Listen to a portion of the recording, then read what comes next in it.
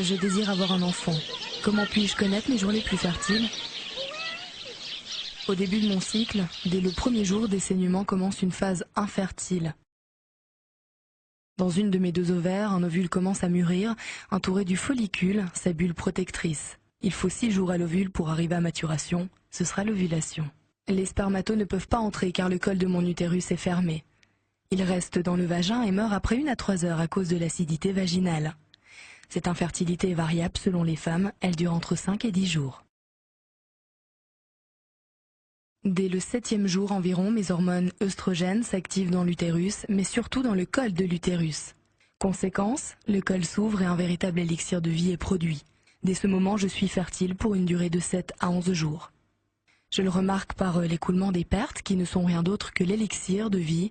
Son rôle est d'accueillir et de dynamiser la vie des spermatozoïdes, de trier les plus vigoureux et de leur permettre le voyage vers les trompes pour féconder l'ovule.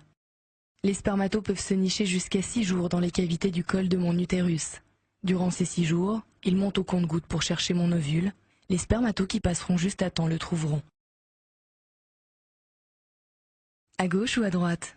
Nul ne sait de quel côté l'ovulation a lieu. J'ovule lorsque l'élixir de vie atteint sa meilleure qualité. Les spermatos avancent toujours et le grand rendez-vous est pour cette fois-ci. Le follicule éclate. Cette bulle protectrice se métamorphose en corps jaune et fait augmenter la température de mon corps. Ça y est, mon ovule ferme tout accès car un spermato a réussi à le féconder. C'est la joie complète car il va vivre.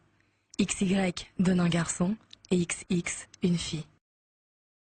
Mon ovule fécondé va s'installer dans l'utérus, une auberge tout confort. Devenu embryon, il m'envoie une hormone HCG, qui est comme un soleil d'amour.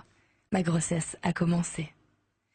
1 semaine après la fécondation, je peux repérer l'hormone HCG par un test de grossesse. Par ma propre observation, je l'apprends en voyant que la hausse de la température continue et par l'absence des règles. Avec mes 12 semaines de vie, mon bébé entend déjà ma voix et celle de son papa. Le lait maternel est la meilleure alimentation pour mon bébé. Pendant les 3 premiers mois, si je l'allaite totalement, je n'ai pas d'ovulation. Je ne peux donc pas tomber enceinte. Certaines femmes restent infertiles 6 mois, 1 an, ou même davantage, grâce à l'allaitement intense.